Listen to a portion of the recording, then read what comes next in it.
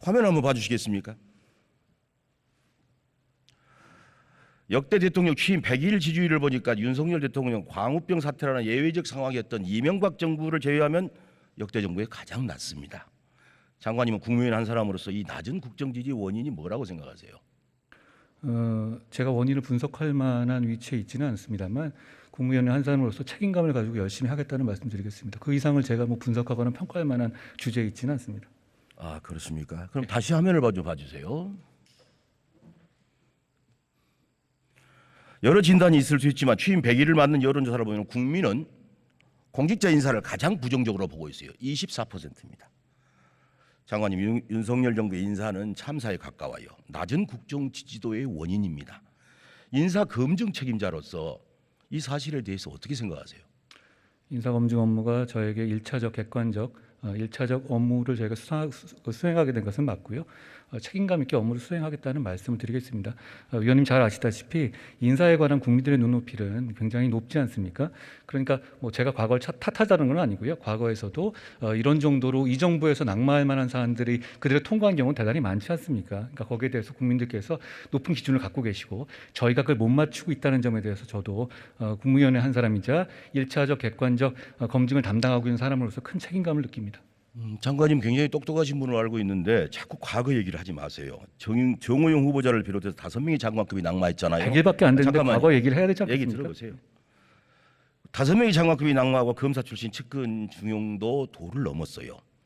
이런 윤석열 정부의 인사 실패는 추천의 문제입니까? 검증이 문제입니까? 아니면은 최종 선택의 문제가 있다고 보십니까? 뭐 하나하나 그렇게 구분지을 문제는 아니고요. 저는 제가 맡은 범위 내에서 최선을 다할 것이고 거기에 맞춰서 책임감 있게 그 업무를 수행하겠다는 말씀을 드리겠습니다. 그리고 저희 단이 출범한 지가 좀 불과 몇 달밖에 안 됐기 때문에 진행되는 과정이라든가 저희 안착하는 과정을 좀 많이 도와주셨으면 좋겠다는 말씀을 드리고 싶습니다. 네, 인사는 총체적으로 문제인데 검증이 참 문제입니다. 인사 실패 책임은 궁극적으로 대통령에게 있죠. 그래서 역대 정부에서는 진짜 그렇게 됐을 때 대통령이 사과하고 민정수석이나 인사수석이 물러나면서 책임을 진 경우도 있고, 그런데 이번 정부에서는 사과조차가 없었어요. 장관님, 국민이 인사 실패를 문제로 좀 보고 있잖아요. 이렇게 본다면은 나 잘못했다, 앞으로 잘하겠다, 이런 입장 표명은 주권자에 대한 주권자인 국민에 대한 예의라고 생각이 돼요. 절대 국민을 이기려고 하시면 안 됩니다. 사과라도 하는 것이 도리가 아닙니까? 제가 아까 말씀드린 거고 제가 정부 전체를 대표하는 것은 아니기 때문에 제가 맡은 영역에서 책임감 있게 일하겠다는 말씀을 드리고요.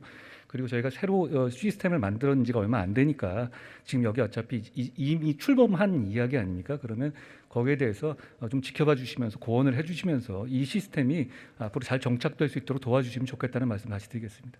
그 말씀 잘 기억하겠습니다. 예. 이번에 돌아가신 영국 엘리자베스 여왕의 아버지인 조지 6세가요. 그 영화를 킹스 스피치라는 영화 혹시 보셨어요? 저도 좋아합니다. 아, 좋아하시구나. 그때 조지 6세가 이렇게 물어보잖아요. 왕은 자기가 해야 하는 것을 해야 할까요? 아니면 국민이 기대해야 하는 것을 해야 할까요? 이렇게 물어보거든요. 지금 민주공화국의 대통령은 그렇다면 이 정부는 대통령이 원하는 것을 해야 됩니까? 국민이 기대해야 되는 것을 합니까? 이건 답은 정해졌어요. 국민의 눈높이에 맞게 가야 될 것입니다. 이해가 되시죠? 네, 인사 문제는 꼭 이 정부의 문제만은 아니긴 합니다만 대한민국 정부가 운영하는 데서 큰 숙제라고 생각합니다. 예. 네. 자, 다른 화면 한번 보실까요?